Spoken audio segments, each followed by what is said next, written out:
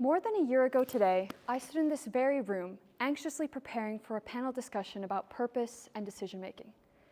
I was in grade 10, and I was feeling lost and confused about the decision I'd had to make quite soon, my IB subjects. I didn't know what I could do, what I wanted to do, or really where I wanted to get going in life. So I started reading more, and I asked for teachers for their advice. This kind of confused me at first, but I'm really grateful for the advice that they gave me because it proved to be very helpful in the long run.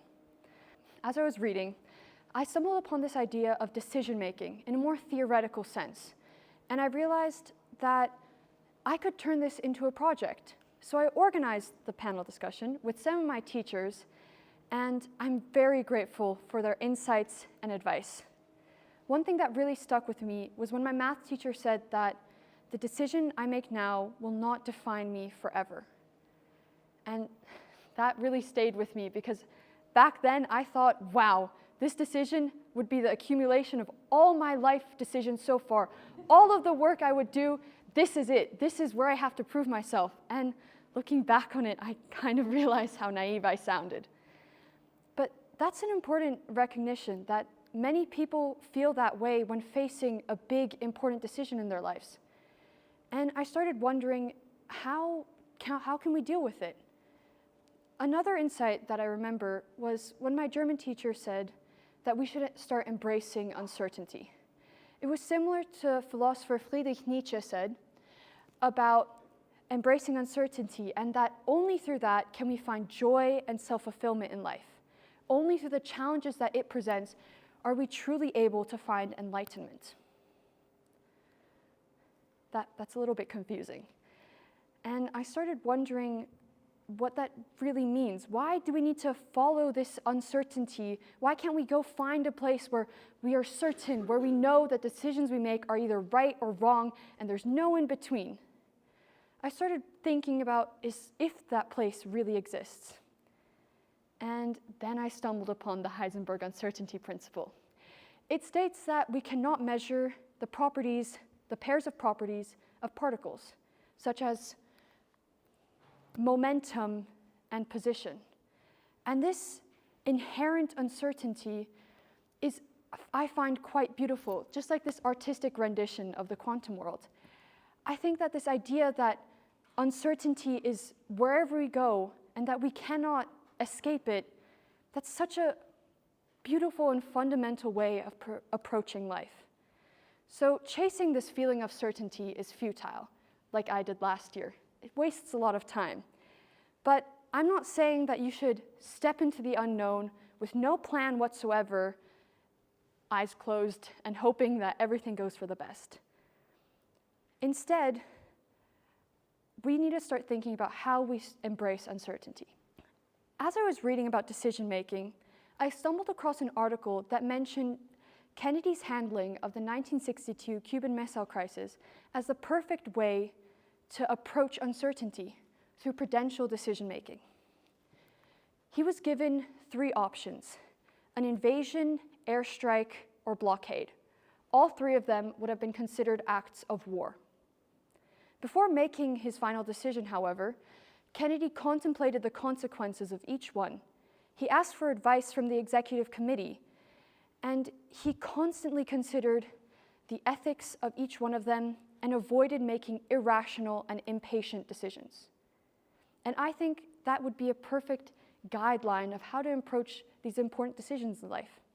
And it's very similar to how Aristotle defined prudence. He said that it was moral virtue tied to wisdom, and stressed the same things that Kennedy showed in the handling of the crisis. Another 1,500 years later, however, Thomas de Aquinas developed this definition by stating that prudence operates within the context of what we know is right and wrong. He called this natural law. And then again, 500 years later, Kant gave us his categorical imperative, stating that if we do not believe the action we are about to do should be withheld as a law, we should not proceed to do it. It's worded difficultly, but it sounds quite similar to Confucius' golden rule, which I guess shows how important values stand the test of time. And this got me thinking more about values. I remember from the discussion that another teacher stated how values can be important when we're stepping into the unknown, as they guide us initially when we're feeling uncertain. But what else guides us when we're initially in that stage of, I don't know what to do? I think that it's intuition. Carl Gustav Jung, Swiss psychiatrist who lived here for a while, stated that intuition knows things that your mind cannot explain. Like how I knew in spring last year that I wouldn't study biology and I would study physics. I still can't explain that sudden realization now. It just dawned upon me one day.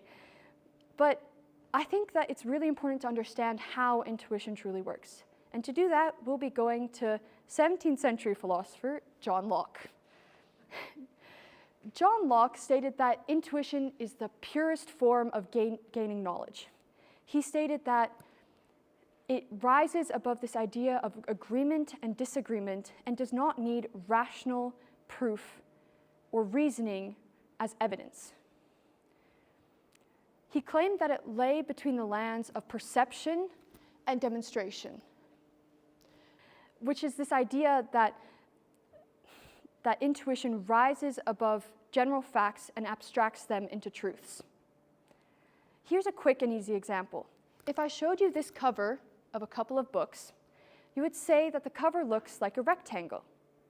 That's your perception. If then I showed you this image of a pizza slice, you would recognize it to look almost like a triangle. That's again your perception.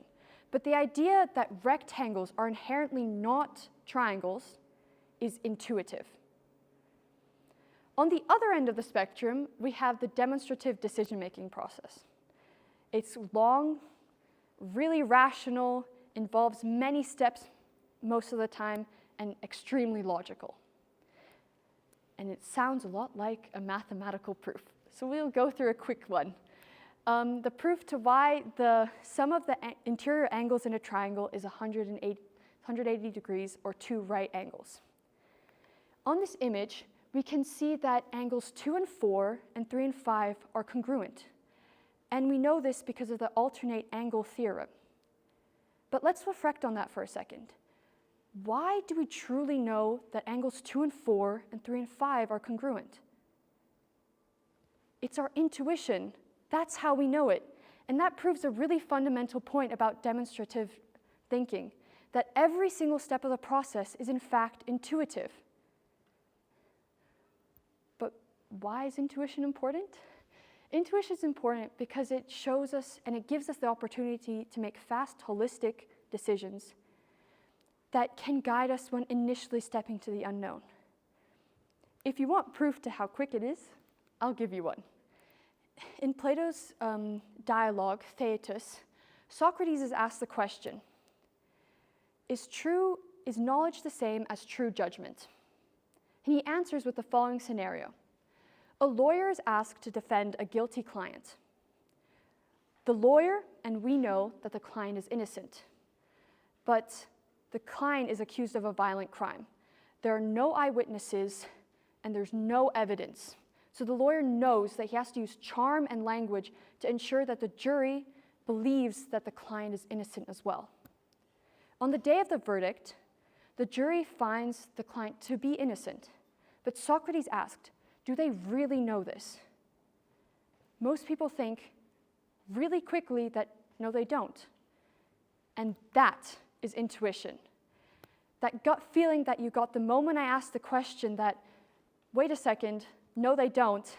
That's what's really powerful about intuition. You didn't have the time to get muddled into rational thinking and really dive into the process, which is why it's so powerful.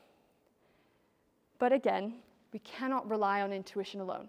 We still have to go through this process of reflective reasoning when facing important decisions, although our intuition can be very powerful.